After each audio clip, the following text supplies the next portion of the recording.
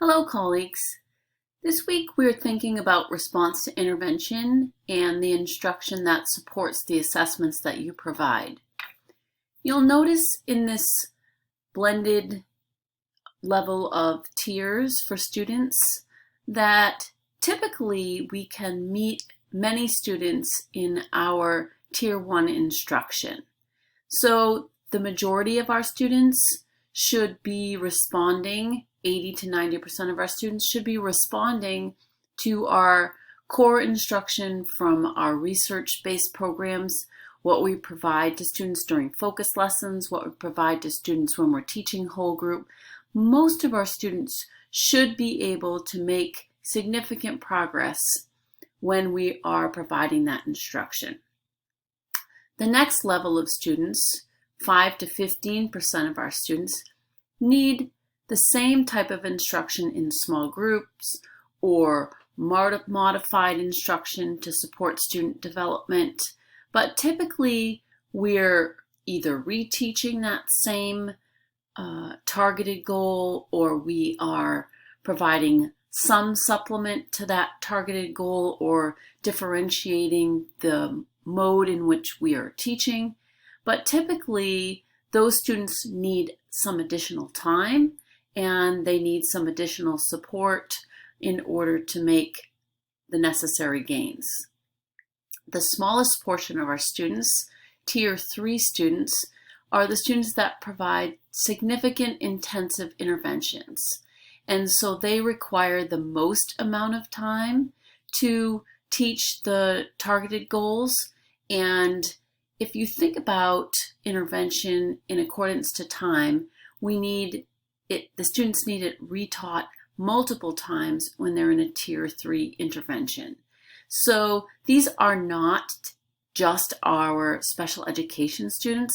These are students that have either qualified for special education or who may not have qualified for special education, but that are demonstrating that they have not made enough progress in any certain area at any certain time. So just because a student is in special education does not necessarily mean they're in Tier 3.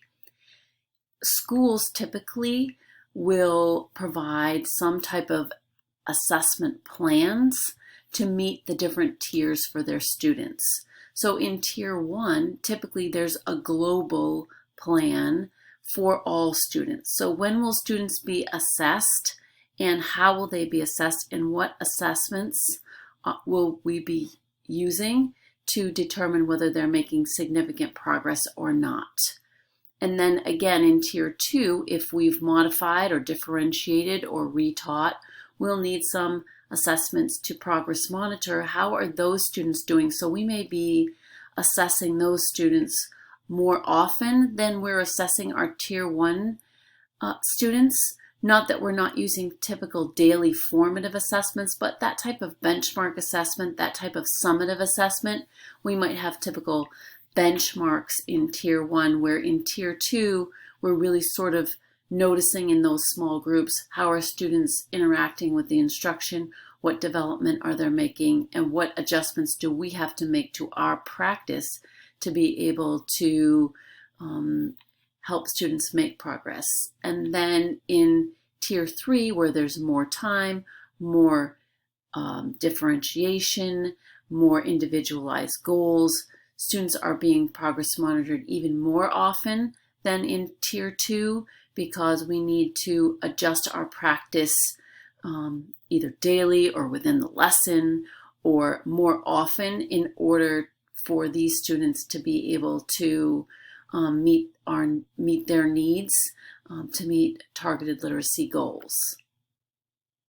In Tier 1, typically assessment teams or a group of educators will decide on an assessment calendar in order to support the needs of their school or district.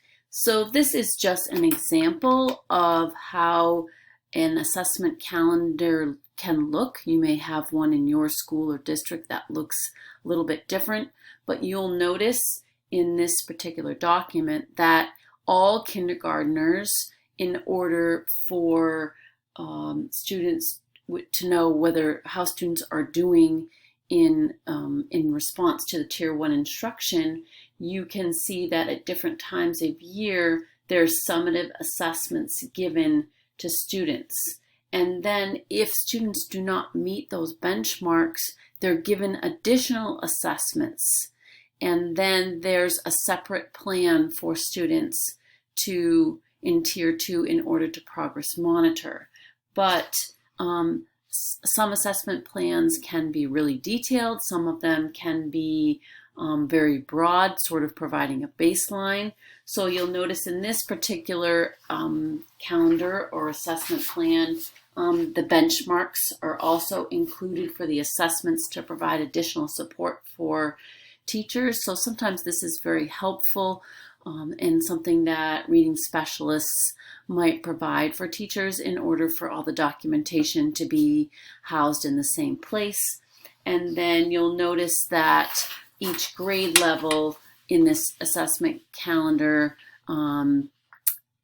provides a little bit of a different assessment plan for their particular grade level, and almost less assessments throughout the school year, because they may not need to be assessed quite as often with summative types or benchmark types of assessments. They may be progress monitored using other types of assessments when a benchmark assessment is not provided.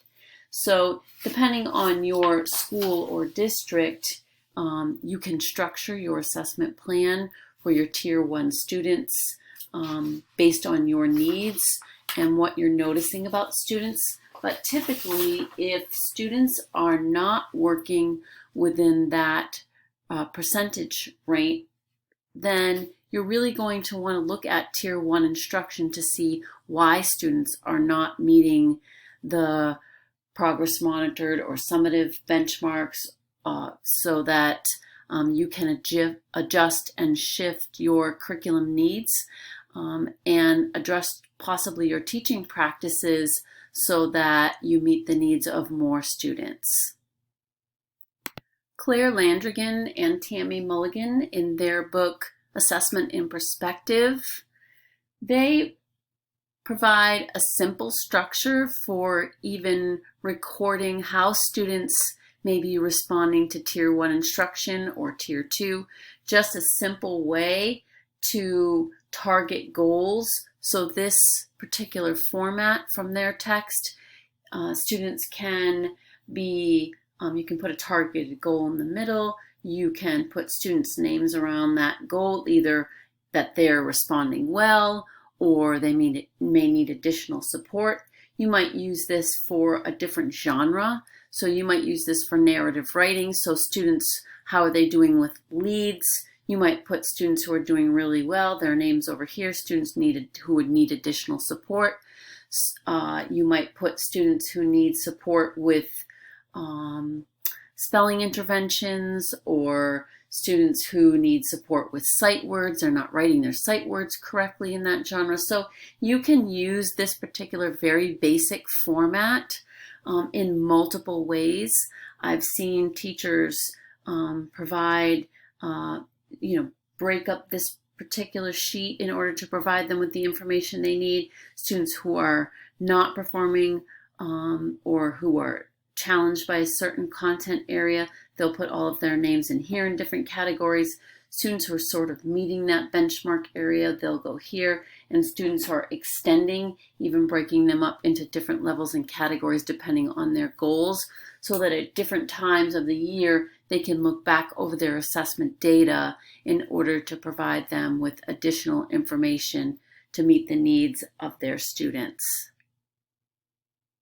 Another very simplified format for collecting data from Tammy Mulligan and Claire Landrigan in their book Assessment in Perspective is simply a small group assessment planning form. You don't have to use this particular form, but you can look at your formative and summative data to be able to think about where your students are based on your summative assessments, and then think about students who you'll be meeting in groups and think about their instructional goals and record them here. So sometimes individual teachers will engage in this work over time and more often, but sometimes after benchmark assessments, groups of teachers will look at students and decide on interventions, and they'll make this global short-term plan for students and then think of how they'll use additional data to support the progress monitoring for students.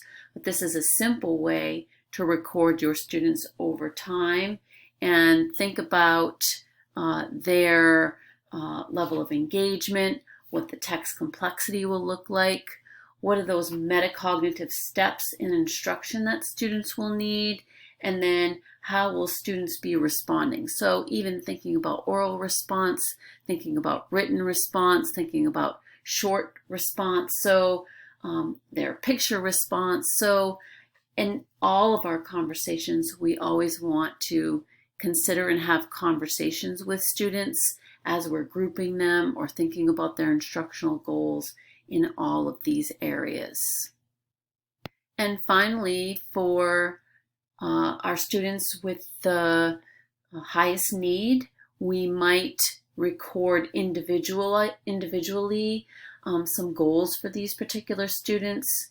We might record individual days and notes so that these notes can be shared between educators who meet with a student at different times of day, and what the next steps would look like. So I've seen this form also developed by Landrigan and Mulligan.